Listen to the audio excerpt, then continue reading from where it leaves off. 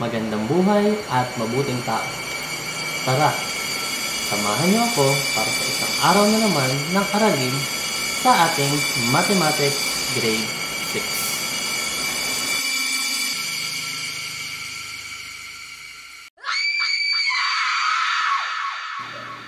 So for today's lesson, we are going to proceed with the three types of quotients that we may encounter when dividing decimal numbers.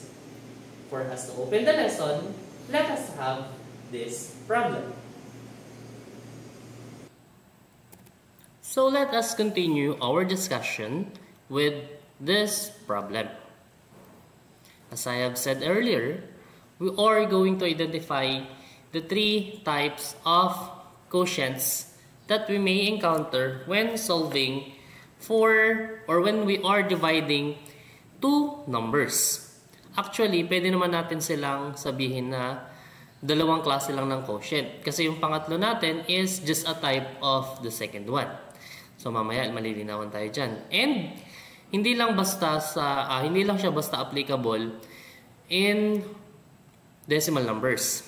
Kasi, most of the time, kapag nagdi-divide tayo, ay hindi naman eksakto yung mga numbers na ating i-divide or nagkakaroon tayo ng remainder noon nung tayo nasa lower grade levels. But, for higher grade levels, hindi na tayo pumapayag na mayroon pang remainders yung ating gagawin. Kaya po, kailangan ay makuha natin yung resulta up to what is needed. So let us have again the problem or our problem opener. So we have, let us read, sabay-sabay po tayo. Kurt has 5 pesos and wants to divide it among 3 friends to buy snacks. He decides to split the money evenly so each friend gets the same amount. How much money will each friend receive? Analyze muna natin yung ating problem. So what is asked in our problem? What is the problem of Kurt in our problem? In our situation? Tama po. We have the amount of money. Kuha lang natin yung ating ballpen. We have how much money.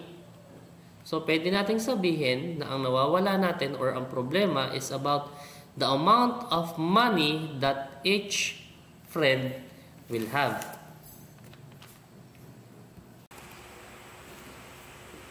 So alam na natin yung problema ni Kurt.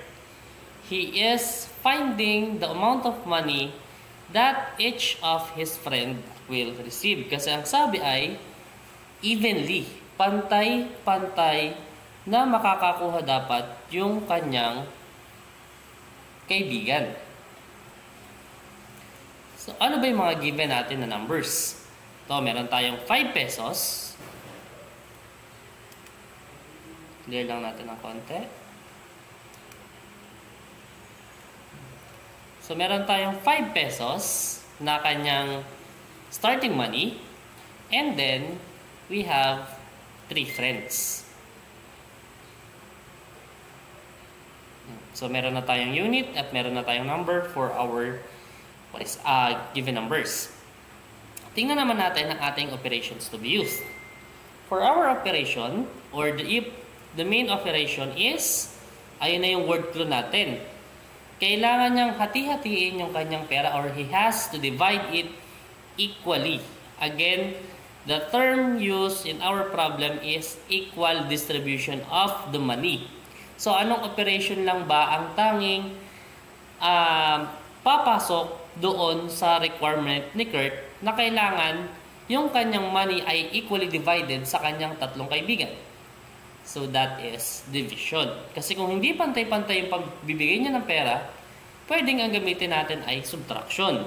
But as indicated in the problem, it is needed to be equally divided. So that is division po. Kaya ang ating magiging number sentence is 5 pesos, which is the original money or the starting money of Kurt, divided by the 3 friends is equals to n. So, 5 divided by 3 is equal to n. O, pwede na tayong mag-solve ngayon nung ating problem or pwede na nating tulungan si Kurt sa kanyang pagsosolve ng kanyang problema. So again, our number sentence is 5 divided by 3 is equals to n. So by solving this first example, malalaman natin kung ano yung unang klase na ating quotient in dividing numbers. So 5 is our dividend and 3 is our divisor. Kung sino yung nauna, siya si dividend. Kung sino yung pangalawa, siya ang divisor kapag nakasulat po ng horizontal form or ng linear form. So si dividend ay nasa loob ng division column at si divisor ang nasa labas. So pag dinivide natin, unang question is, kasya ba si 3 kay 5? So the answer is yes. So pwede na natin siyang i-divide. The process again is divide, multiply, subtract, and bring down. And then, kapag dumating na doon, either magdagdag tayo ng 0 or umulit na agad ng division. So, ilang 3 or how much or how many 3's can we put inside the number 5? Isa lang. Siyempre naman, kapag naging dalawa, 6 na yun, so sobra na. So, 1, tapos na tayo mag-divide. And then, the next one is multiply. 1 times 3, that is 3. And then, subtract. 5 minus 3, 2. Sir, walang i-bring down. O, yan po yung sinasabi natin kanina, yung pinag-aralan natin for the past few weeks. Kung wala nang i-bring down, hindi tayo pwedeng magkaroon ng remainder. Kailangan at least 2 to 3 decimal places sa ating quotient ang ating sagot. So we are going to add the decimal point in our dividend and into our quotient. Pag naglagay ka sa dividend mo, iakit mo na rin siya sa iyong quotient. And then, we add 0. So meron na tayong i-bring down ngayon na 0. So ang ating remainder ay hindi na 2 na lang. Magiging na siyang 20. So 20 divided by 3. Ilang 3 ang kakasya sa 20? So let us keep count. 3, 6, 9, 12, 15, 18. Kapag ginawa natin 7, 21, so sobra na naman. So, 6 lang. So, 6 times 3, that is 18. Subtract ulit. 20 minus 18, that is 2. Nakakadalawa pa lang tayo. Ang usapan natin lagi is 2 to 3. So, gawin natin at least 3. So, add 0, bring down 0, and then divide ulit. 20 divided by 3 is, alam na natin kanina, that is 6. And then 6 times 3 is 18. 20 minus 18, 2 na naman. So, add 0, bring down 0. 20 divided by 3 is still 6. So, nakatatlo na tayo. Alam na natin na yung ating sagot ay umuulit na 6. So, ano ang gagawin natin pag ganito? The first type of our quotient or the first type of quotient that we have calculated ay tinatawag natin na non-terminating.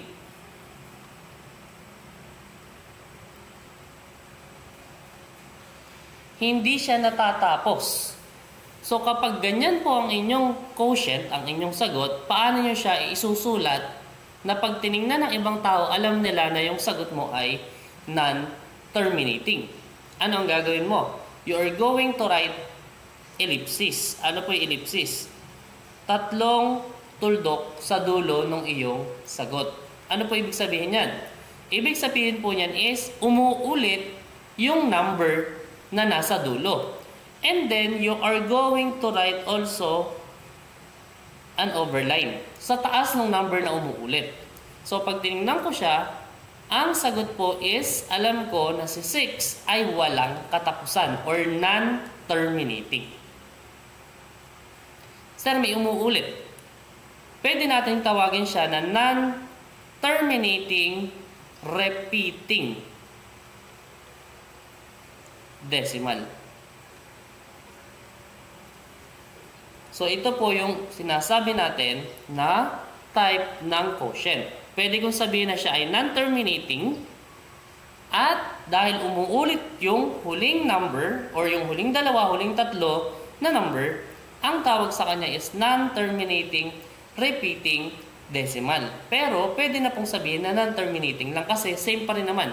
Umuulit pa rin ang sense. Nakuha po. So again, our first quotient or the first type of quotient that we might encounter when dividing numbers is non-terminating decimal. Okay po. So nakuha yung una. Basta umuulit-ulit, non-terminating po ang tawag natin doon. Tingnan natin, paano naman yung pangalawa type or the second type. Ika lang, balikan natin yung problema ni Kurt. So, ibig sabihin, kada kaibigan niya ay makakakuha ng 1 pesos and 66 centavos. Rounded to the nearest hundreds. Tapos siguro yung tira, balik na lang natin kay Kurt. So, kada kaibigan niya is makakakuha ng piso at 66 centavo na pera. And mayaman na sila. Paano naman po yung pangalawa? For the second one, tingnan natin yung example na to. Ang ating dividend is 5 and ang ating divisor ay 4. So, si 5 naman po ang nasa loob ng division column at si 4 ang nasa labas. Again, the process divide, multiply, subtract, bring down, and if necessary, we have to add 0 plus 0. And then, saka pa lang po mag-repeat sa process ng divide. So, first question, kasya ba si 4 kay 5? Yes. O, di pwede tayong mag-divide. Ilang 4 ang kakasya kay 5? Siyempre, sir, isa lang. So, 1 times 4 is 4. And then, subtract. 5 minus 4 is 1. Wala na tayong i-bring down, so kailangan na nating ibalik si imaginary decimal point.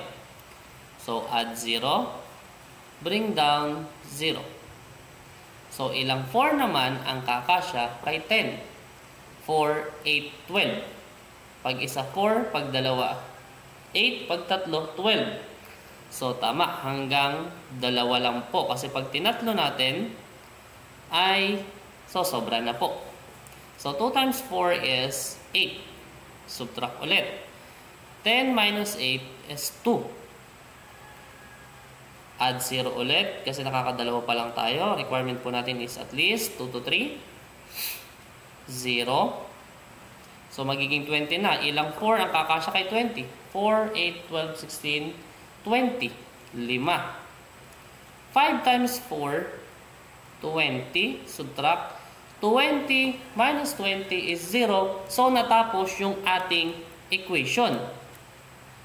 Walang natira. Kung ikukumpara nyo sa kanina, hindi pa tapos. Ito ay magiging 18 minus 20, minus 18, minus 20, minus 18, minus 18 hanggang matapos yung, or walang katapusan yung pagsosolve. Dito sa ating pangalawa, natapos agad. Pangalawang dagdag pa lang natin ng ating 0, tapos na agad yung calculation. And the quotient is 1 and 25 hundredths. Maglalagay ba tayo ng ellipsis? Hindi na. Kasi nag-0 yung dulo. Maglalagay pa ba tayo ng overline? Hindi na rin. Kasi nga, may katapusan yung ating solving. Natatapos. So, ano ang tawag natin sa quotient na ito? We call this as terminating decimal. Mali pa spelling ni sir. Okay, sir.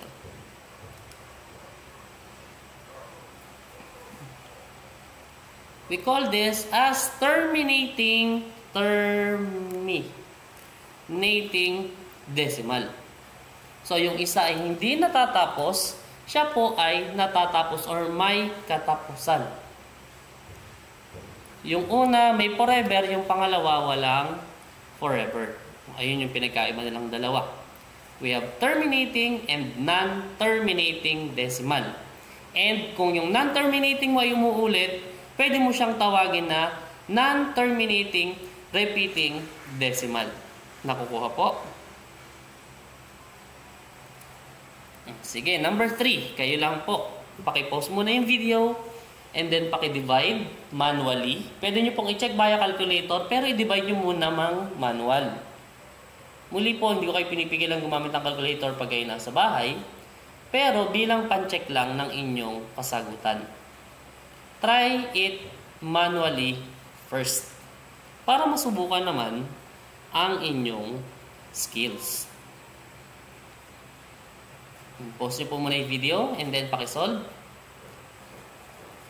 Kung piliin nyo na yung video, sasabayan ko kayong mag-solve. So, 4 ang ating dividend. Siya ang nasa loob ng division column. 3 ang nasa labas, which is our divisor. Kasya ba si 3 kay 4? Yes. So, kung kasya po siya, pwede tayong mag-divide. Ilang 3 ang kakasya kay 4? Isa lang. 1 times 3, syempre 3 lang. And then 4 minus 3 is 1. So may remainder. Kailangan natin magdagdag ng decimal point. Saka pa lang natin idadagdag yung ating 0 at siya ang ating i-bring down. So naging 10 ang ating dividend. Ilang 3 ang kakasya kay 10? Ilan po? That is correct. 3. 3 times 3 is 9. 10 minus 9 is 1. So, hindi pa rin nyari. Add 0 po ulit. Bring down 0. Ilang 3 ang kakasya kay 10? Siyempre, 3 ulit. And then, that would become 9. 10 minus 9 is 1 na naman. Add 0. Bring down 0. So, ilang 3 ang kakasya kay 10? 3 ulit. So, alam na natin na wala na naman tong katapusan. Ang ating quotient is 1 and 333 thousandths. And then, ellipsis. Sino ang umuulit? Si 3 lang. So, si 3 lang ang may over 9. So, that is our answer. 1 and 3,000 or 333 thousandths. And continuous. Tuloy-tuloy po dahil may ellipsis. With 3 as the repeating number. So, this is a non-terminating decimal.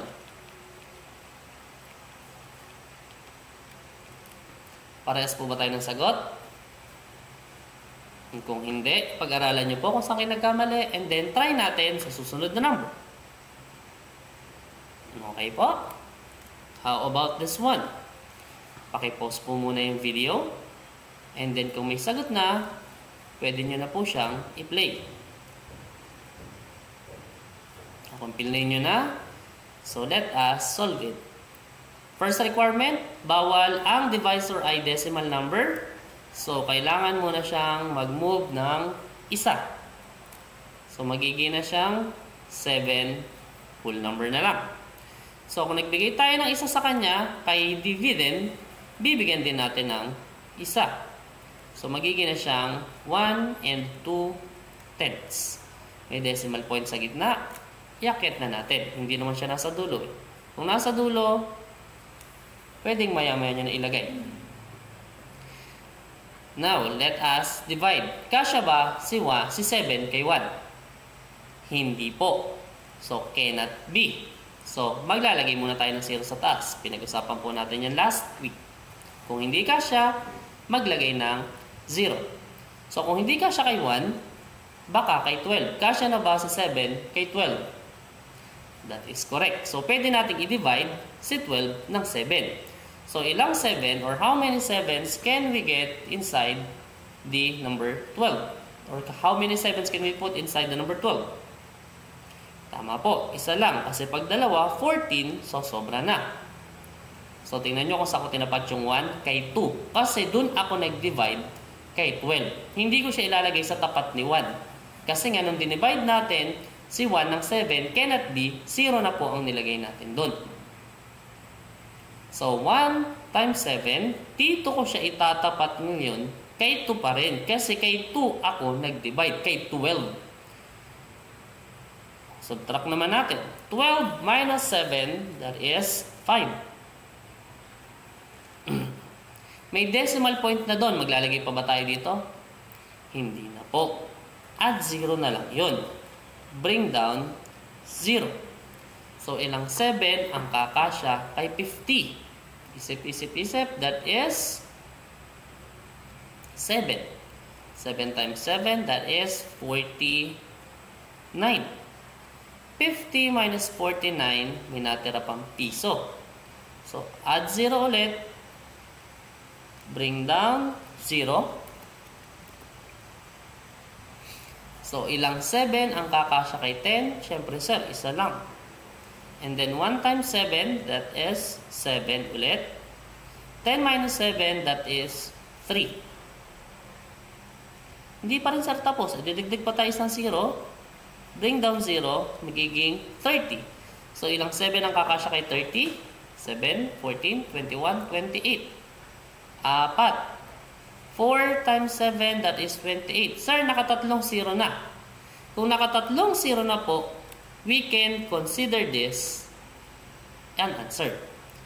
So, the answer is 1,714 10,000. May umulit ba? Wala. So, ellipsis lang ang ilalagay natin. Wala na tayong overline kasi hindi naman umuulit-ulit yung number. So, same answer. This is a non-terminating decimal.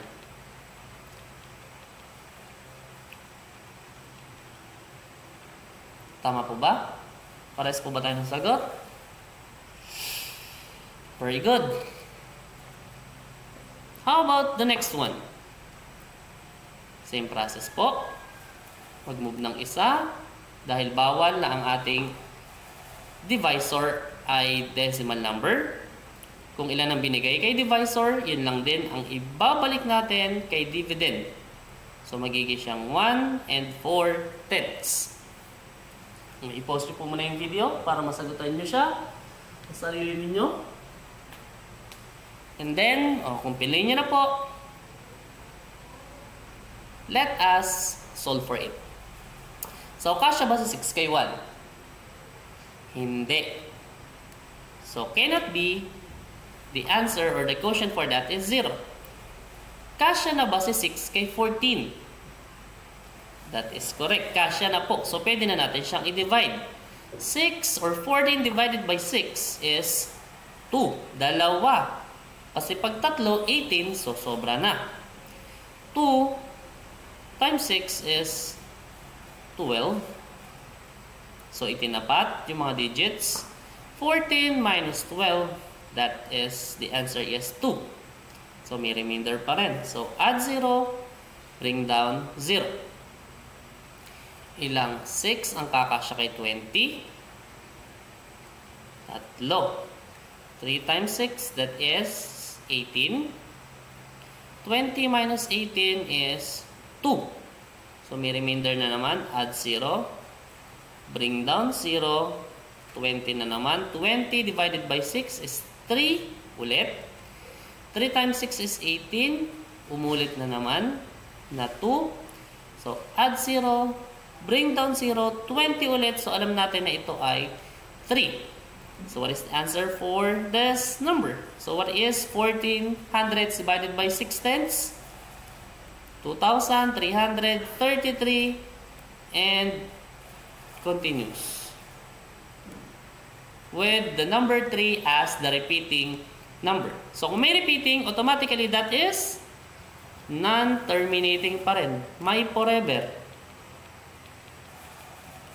At dahil may umuulit, that is non-terminating repeating decimal. O, diba? Madali lang naman. So, pag natatapos, terminating. Pag hindi po natatapos or walang katapusan, that is non-terminating. At kapag may umuulit, non-terminating repeating decimal. Nawala na pala yung word natin na decimal. So, kung nakuha na po yung sagot at yung proseso, pakisagutan po yung ating activity at ilagay po sa isang papel. I-check po natin kapag po balik na tayo ng ating klase. Basahin natin yung instruction. Calculate the quotient, then identify if it is terminating or non-terminating. Pwede nyo namang ilagay kung repeating or hindi. But the requirement is just by getting the quotient, calculating the quotient, may solution po, syempre. And identifying if it is a terminating type of decimal or non-terminating type of decimal. Malinaw po. Kung may katanungan, pwede naman pong via chat or sa comment section. And pwede po kayong gumamit ng calculator pan-check or to identify if your answer in the manual calculation is correct or not. Muli, maraming salamat. Grade 6.